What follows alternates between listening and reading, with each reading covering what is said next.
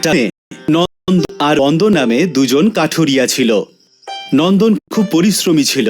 ও সকালে খুব তাড়াতাড়ি উঠত, সারাদিন ধরে কাঠ কাটত, আর সন্ধে নামার পর কাঠ নিয়ে বাড়ি ফিরত।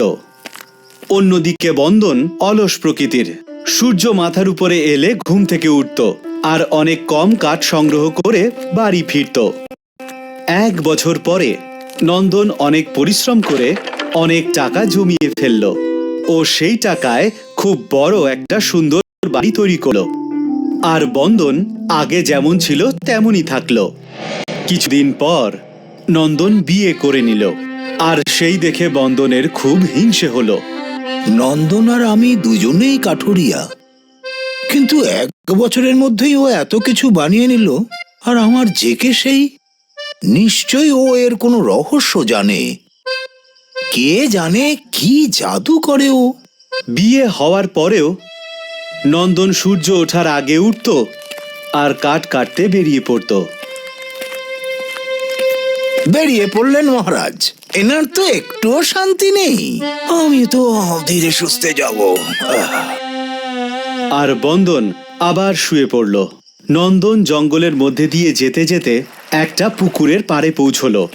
এই গাছটা খুব ভালো, আর এর ডালপালাও বেশ মোটা মোটা। এটাকেই কাটি। নন্দন গাছের উপরে উঠে একটা ডাল কাটতে শুরু করলো। গাছের ডাল কাটতে কাটতে নন্দনের হাত থেকে কুড়ুলটা ফসকে গেল আর সেটা পুকুরে পড়ে গেল।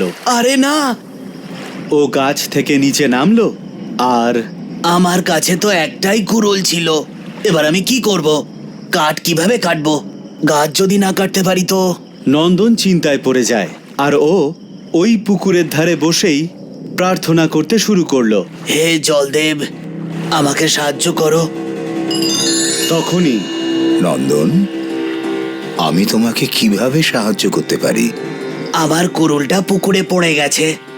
আপনি আমায় দয়া করে ওটা ফিরিয়ে দিন। ওই কুড়ুলটা আমার কাছে অনেক মূল্যবান জিনিস।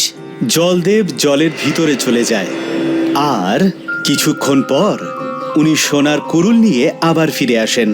এই নাও নন্দন, এ তোমার কুড়ুল। এটা আমার কুড়ুল নয়, এটা তো সোনার কুড়ুল।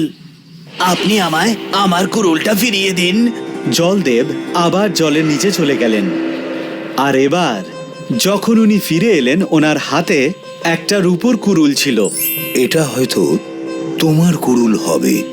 না না প্রভু, এটা তো রূপোর কুড়ুল। আমার কুড়ুল তো লোহা আর কাঠ দিয়ে তৈরি। তারপরে আবার জলদেব জলের ভিতরে চলে গেলেন। এবার উনি নন্দনের কুড়ুলটা নিয়ে এলেন। নন্দন নিজের কুড়ুলটা দেখে ভীষণ খুশি হলো। হ্যাঁ, এটাই তো আমার কুড়ুল।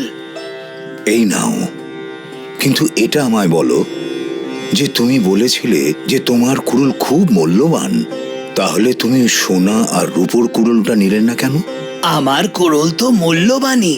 এটা না থাকলে আমি কাঠই কাটতে পারবো না। এই কুড়ুলটা আমার জীবনের অবলম্বন। খুব ভালো কথা নন্দন। পরিশ্রমকেই তুমি তোমার জীবনের মূলধন মনে করো, আর তোমার মনে এতটুকু লোভও নেই। এই নাও, এই সোনা আর রূপোর কুড়ুলটাও তোমার সততার জন্য উপহার। সর্বদা সুখে থাকো। নন্দন কুড়ুল নিয়ে জলদেবতাকে প্রণাম করে, আর জলদেবতা আবার জলে অদৃশ্য হয়ে যায়। নন্দনের হাতে সোনার কুড়ুল দেখে বন্দন আশ্চর্য হয়ে যায়, আর ও ওর পিছু ধাওয়া করে। নন্দন তার স্ত্রীকে সোনার আর রূপোর কুড়ুলের রহস্য বলে, যেটা বন্দন জানলা দিয়ে শুনে ফেলে। তো এই ব্যাপার, আমিও পুকুরে গিয়ে সোনার কুড়ুল নিয়ে আসছি। বন্দন পুকুরের ধারে পৌঁছে ও ওর কুড়ুলটা পুকুরে ফেলে দেয়, আর ওখানেই বসে প্রার্থনা শুরু করে।